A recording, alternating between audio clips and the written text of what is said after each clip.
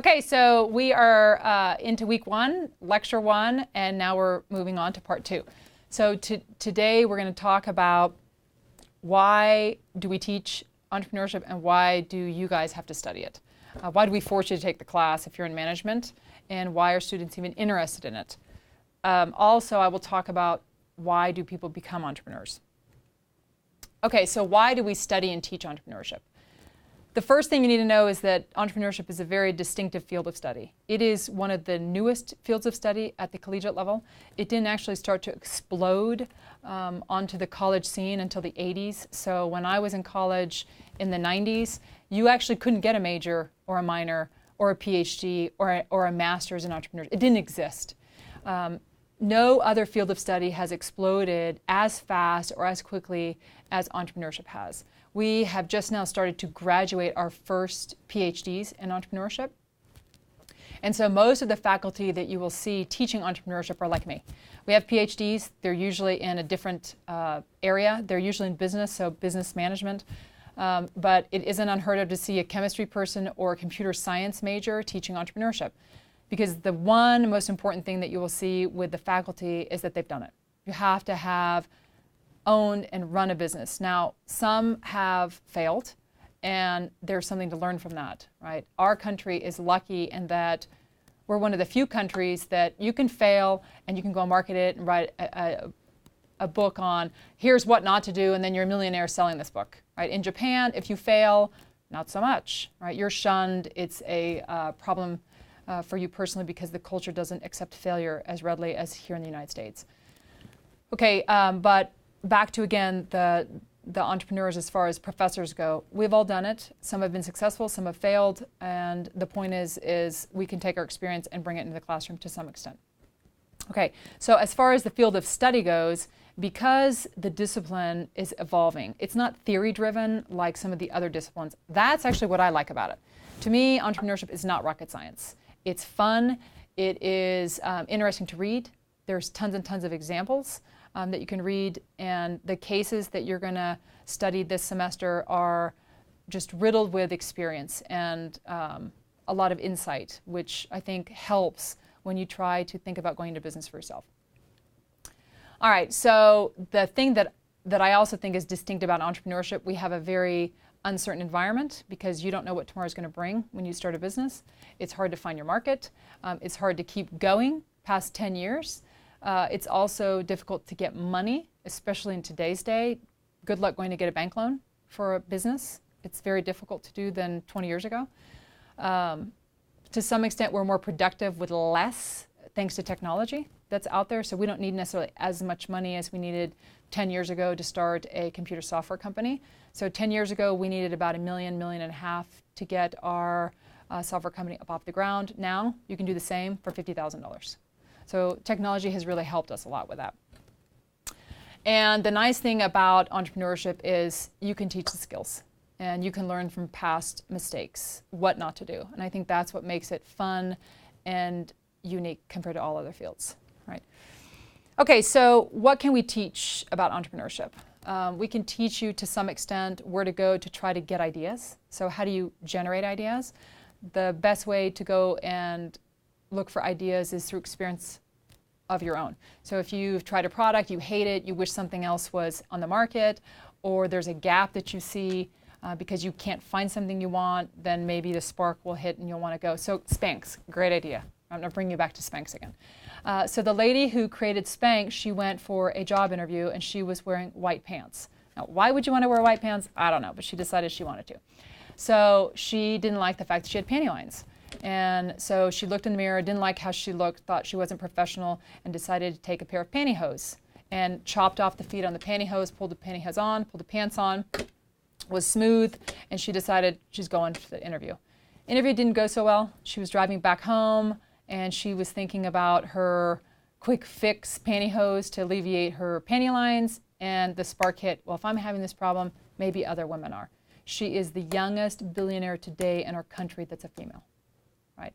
So sometimes the opportunities jump out and bite you, literally, and other times it's a matter of searching, seeking them out. So if you look at trends is another thing. We do a lot of trending in entrepreneurship. So what are some trends that are changing, shifting? Natural resources. We're having shortages in the next 30, 40 years, potentially, natural resources. That's why there's a huge push for solar power. Here in Colorado, Fort Collins is one of the, I think they got $250 million from venture capital for a plant that is helping with creating these solar panels that are supposed to be outstanding. I was driving through Amarillo and Abilene, and they have these huge windmills basically that are generating a lot of energy, and it is one of the country's foremost regions for wind generation, which I didn't realize as I was driving by. Found that out later. So sometimes you can look at trends. Another trend, a good example, is we have an aging population, right? So our boomers, which are 75 million people, are going into retirement, and they have money to spend, but they're also getting older. So as you get older, you might see more health problems. We're having a lot of medical issues nowadays, especially with costs that Obama has been looking at and other presidents have been looking at. So is there a way that you can capitalize on the fact that we have an aging population that may need help if they get sick? Sure, robotics. Japan's been working on it now for 15 years to try to create a robot that you could pay $30,000, $40,000, $50,000 to live in the house with you to help you get on and off the toilet, put you in the shower so that you don't have to rely on a family member who might have to work, right? We're also seeing robotics in the classrooms where the Japanese market is trying to look at putting robots in the classroom, and they put this fake skin on the robots, and they really creeped out all the kids in kindergarten. It was a little scary, but I think that's the direction that they are maybe trying to go.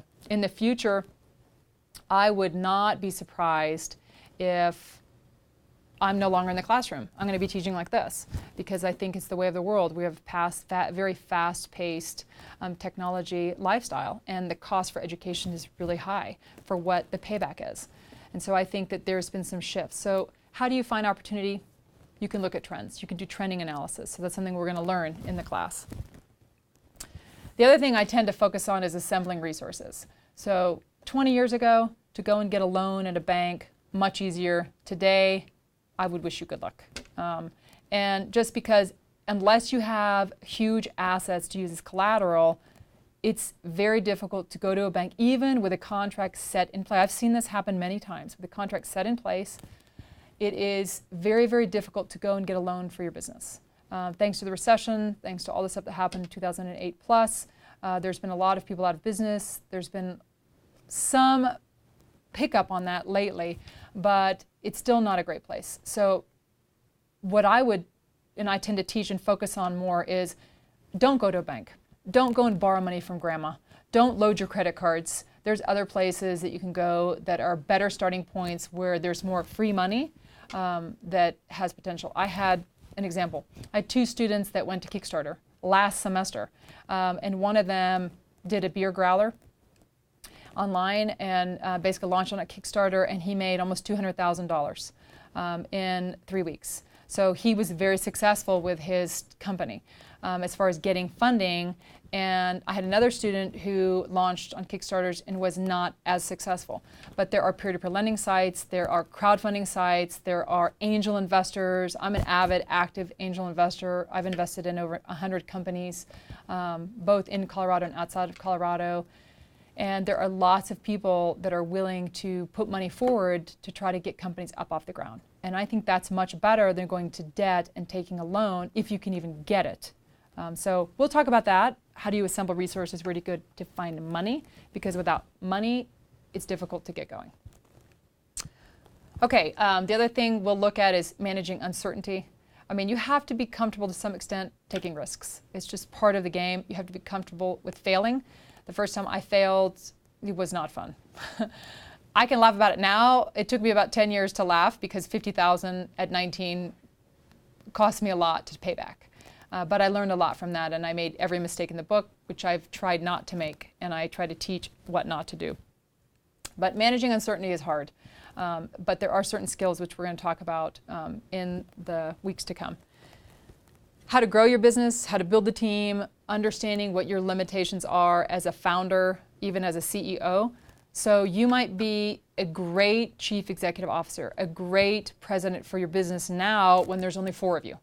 but very few people can do what Bill Gates did and what Steve Jobs has done, where they start in the early years and end up with a company that has several thousand people and they're running it and successful. So that's where you as an entrepreneur have to understand your strengths, your weaknesses, what you're good at, and when there's a point where you need to step away because you're actually harming your company more than you're helping. And that's when you would bring in experts, veterans, CEOs, marketers, vice presidents, and of course that comes with a big paycheck, but they typically can help you scale and launch on a level that you realistically probably cannot, right? Another place for entrepreneurship that we'll talk about is corporate entrepreneurship. So Starbucks is a case that we're going to talk about. They were very entrepreneurial in the early years. They lost their entrepreneurship edge, and then they had to come back and find it. So you can see entrepreneurship not just in startup years, but also in the corporate years where you have, if it's a small business, less than 500 people. If it's a larger enterprise, we're seeing more and more entrepreneurs that are getting recruited and are being pulled into large corporations to try to help them stay innovative. So Ford, General Motors, if you look at all of the big car companies, they lost their entrepreneurship edge. And if you look at all the innovations, most of the innovations that they actually have in their cars today, it has come from small businesses where they've acquired the innovation, pulled it in-house, pulled the entrepreneur in-house, and then they have basically migrated into what they're doing. Okay, and then probably one of the final topics we'll talk about is realizing valuation. How do you put a dollar value on your business? So if you want to exit, so when I wanted to exit and sell my business, my second business, putting a dollar value on it was difficult because you might think it's worth 10 million, but the bank and the appraisers only think, the brokers only think it's worth 2 million. So you have to look at the numbers and how much of a value are you as an entrepreneur or CEO bringing to the table. If you leave, what does that do to the business itself, any assets you have, any contracts in place, retained earnings. There's so many things that go into it. What does the industry call for as far as valuation? So there are a ton of things that go into putting a price or a value on your venture. And that in and of itself is a science. So we will talk about all that. But the point is, with the field of study and why we teach it, is that all of this can be taught. And what I find is success rates are pretty grim, and I'll teach that to you in the next lecture. Those that are successful, I find, are those that are educated, that are, it doesn't have to be formal education, it doesn't have to be college education, but they've gone out and researched, they've read, they basically, even if they haven't written the business plan, they can answer every question that you would need answered that the business plan would answer. So it takes a lot of time, energy, research, and this can all be taught and learned. And it's people who are naive, that they don't think through what they're doing. They don't actually go and talk to their target customers. They jump beforehand, that the failure rates tend to be much higher. Networking, mentoring, really what we've seen in research helps lessen the failure rates across the board. So these skills can be taught. Okay, so and the final thing I want to talk about as far as entrepreneurship goes and why you guys have to study it is, I promise at some point in your life, right, you will contemplate running and starting a business for yourself. Whether you do or not, and you make the leap or not is another discussion, but you will mull it over at some point. And so and this is usually in your 30s that this will happen, mid-30s to 40s that this will happen. If you've taken classes that give you a good base, there's a starting point, you're much better off than if you know nothing about it. And doing a feasibility study, understanding what the first stepping stones are crucial to try to help you decide whether or not you should pursue the venture or not. Okay. All right, and one thing I wanted to just comment on, entrepreneurship, remember you don't have to have a certain personality type. You're not born to be an entrepreneur. Anybody, anytime can be an entrepreneur. We're seeing more and more kids that are entrepreneurs. So Shark Tank, I tend to watch a lot of Shark Tank in class. It's part of our class requirements. You'll see more and more kids now that are going and starting businesses. I was just watching about I think she was an 11-year-old that created a venture that she made $8 million on selling these little crazy flip-flops that were cute, and she got them into Nordstrom's and all these places. But she literally designed the flip-flops. They're not over the top as far as design or anything like that. They're cute, and yet she was able to go out and start her business and run her business. So you can be an entrepreneur at 9 and you can be an entrepreneur at 90. So we're seeing more and more boomers and traditionalists who have retired and either have run out of money, or they're living longer than they thought, or their kids are having trouble, or their grandkids, and so they're trying to bring money to the table. So you can be anytime, anywhere, an entrepreneur. Okay, so what changes have I seen in entrepreneurship?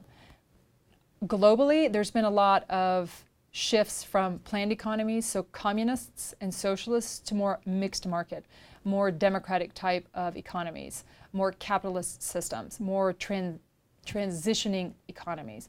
And because of that, there's been a boom globally in entrepreneurship. So if you look at Africa, Africa has many countries that are booming in entrepreneurship. And they're not revolutionary, they're not exploding industry growth. I mean, we're not talking about the next smartphone, we're not talking about the next PC, but we're talking about a fishing pole that a 5-year-old can use to go and fish to get food to put on the table. And he might sell the drawing of how he created a fishing pole with natural resources and sell that for 10 cents. And that makes a difference between surviving as a family or dying. And so we're seeing a lot of entrepreneurship emerging in a lot of countries where there's been huge poverty. We're also seeing a lot of entrepreneurs that are moving into countries that are transitioning. So Russia is a good example. Serbia, which is where my family's from, Croatia has seen some booming in entrepreneurship. Europe in general, even Greece with its economic crisis. Ireland is another good example of where entrepreneurship is starting to move again. And there's some opportunities to make money. And so individuals from our country and other countries might look at other countries and say, okay, well, what do they not have? So an example, Zipcar, which is a case you're going to read, is a car sharing company. #1 car sharing company in the world. We actually didn't invent the idea, okay? The 2 co-founders saw the idea in Berlin, and it was working in Berlin, and they thought, well, we'll just bring it here, right? With the same problem. So that's where you have to look at, can you import the idea? Is it importable? And so this is where you might also see creations that we've done here, and we'll go to other countries that aren't maybe as advanced and create similar businesses. Okay. Remember with entrepreneurship too that it's a driving force behind our economy. There is a series which we're going to watch. It's going to be part of a requirement in this class, The Men Who Built America. It's a History Channel documentary. It's amazing. It's a great series if you haven't watched it. But it really teaches you the foundations of entrepreneurship in our country and where we went in the early years and the ethical dilemmas that came along with entrepreneurship. And one of the reasons why our country is so fixated on entrepreneurship is because our country as a nation was built on it and has been the #1 country in the world economically for long periods of time because of entrepreneurs who came and radically changed and revolutionized industries here and abroad. Now, can we hold that forever? If you just look at sheer population size alone, it's going to be unrealistic. So there are other countries. You have China who's coming up. You have India that's coming up strong and furious. You have lots of South American countries that are coming strong, which we are going to have to compete with. And that's why there's such a focus on stay entrepreneurial, go and create ventures. It's not enough to just work for large businesses because the large businesses were not the driving forces in our economy. It's the small ones. And that's one of the big things that we as a nation have to keep pushing forward. Okay, so with that said, if you look at Rockefeller, you look at JP Morgan, you look at Carnegie, any entrepreneur, it could be your parents, it could be your grandparents, it could be your friend. Why do people become entrepreneurs? Why do people go and create businesses? Research dictates interest, and I've done many research studies in foreign countries because that's sort of where I tend to focus a lot of my research on global. And I have actually found the same results that a lot of these other studies have found too. The #1 reason why people go into business for themselves, for freedom. And it totally makes sense, right? You can call your shots, you can be your own boss, you can set your own hours. If you like to work from 8 p.m. to 8 a.m., you're a night owl, great.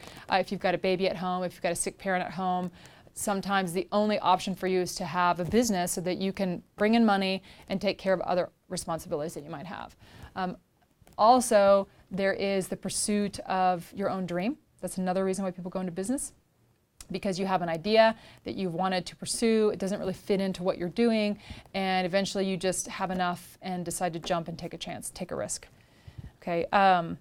Many people like the thrill of creating something that's theirs, that they can call theirs. So that's another reason why people go into business, because it's creative, it's innovative, it is artistic to some extent, depending on what you're doing, and it gives you momentum towards fulfilling something that is internally yours that no one can take from you.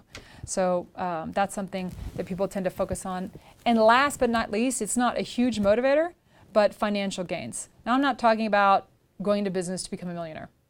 30 years ago or 20 years ago, they used to teach in school that people would go into business so they can make $1 million. That's actually not true. That's actually myth.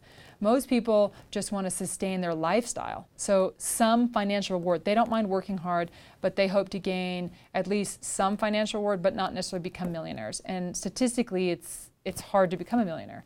But you could probably sustain a lifestyle that's comfortable for you and your family. So again, with financial reward, it can be bittersweet. You can become wildly successful. So if you look at Sir Richard Branson, he owned Virgin Records. He sold Virgin for $1 billion. When he got the check and he sold it, he walked down the street and was crying like a baby. I can remember with my company when I sold it, I had the same elation and depression all in one. It was like I was bipolar to some extent, not sure kind of, if I was going to be on a high or a low. And here's why. When you create something, it's your baby. You spend every minute that you have nurturing and helping that child grow. And then all of a sudden you sell it. And you're giving your baby to somebody else who may actually destroy it, who may tear it apart, who may take it in a direction that you're not comfortable with. Or best case, they end up keeping it the way that you had created it, but now you're left on your own. And so that's where it's bittersweet. You're happy that you were successful, that you could do what you thought maybe you never even dreamed you could do, but now it's like, oh crap, right? What am I going to do now? Because now you have time that you never had, and you're able to be quiet, which is very uncomfortable. And so that's where the mixed emotions come in. Okay, now, one thing I want to talk about just for a second is oftentimes money is not the motivator for why people go into business. So if you look at Jim Clark as a Silicon Graphics, he helped invest with Mark Andreessen in Netscape. Mark Andreessen was young at the time. Jim Clark had sold Silicon Graphics for, I don't know, something of upwards towards $30 million plus. He didn't need money. He was highly successful. Silicon Graphics did 3D type of what we would consider now three-dimensional type of animation and imagery, which was what you tend to see in the movies now. So when he sold Silicon, he was actually quite wealthy. He didn't need money. Mark came in and said, hey, can you give me some money, come in as an investor? And Jim's like, I just got done with my business. I'm pretty wealthy. I don't really need the money. It's high risk. And Mark's like, oh, come on, Netscape is something that I want to do. I think that it could be pretty important. And Jim's like, okay, well, look, I'll give you the money. My only hope is that you make enough money with the business so that I can build myself a custom yacht, sailboat, which is what he tended to love to do. And so he went in it thinking it's going to fail. He didn't think he would get a dime from it. He invested in it, and his little tiny investment was worth over $1 billion. So I think he got a hell of a sailboat out of all that. But the point is, he didn't go into it for money. That was not the primary motivator. He really gave Mark a chance. And he actually didn't think Mark he thought he had a good chance, but it's still high risk. There was a chance that he would succeed, but maybe wouldn't succeed. So when you're an angel or you're an investor, you go into it realizing stats are really against you, that you're going to probably not break even. Okay, if you look at Blake Mycoskie, Blake Mycoskie, who is with Tom's Shoes. He created Tom's Shoes when he went to Argentina. He realized that a lot of the youth didn't have shoes, and because they didn't have shoes, they couldn't go to school. And so that's where the buy one and we will donate another one to a person in need who doesn't have shoes came from. So we're seeing a lot of social entrepreneurship emerge, and we're seeing a lot of for-benefit companies that have just recently emerged as a new classification as of only a couple months ago, actually, where people are going to business because they want to help change some kind of vexing problem. And that has nothing to do with money. And in fact, many of them don't make money. Some do wildly well if it's more of a for benefit, but if you're a social entrepreneur, you're not in it for the money, it's more nonprofit. So to some extent, right? So that basically, in a nutshell, is why we study entrepreneurship, why we teach it, and what motivates people to go into business for themselves. So number one, freedom. Pursue your own dreams, right? Create something that is valuable to you and you wish to create. And last but not least, to have some kind of financial gain, but it's not to become a millionaire. All right, so that's it. We will move on to the next topics coming shortly.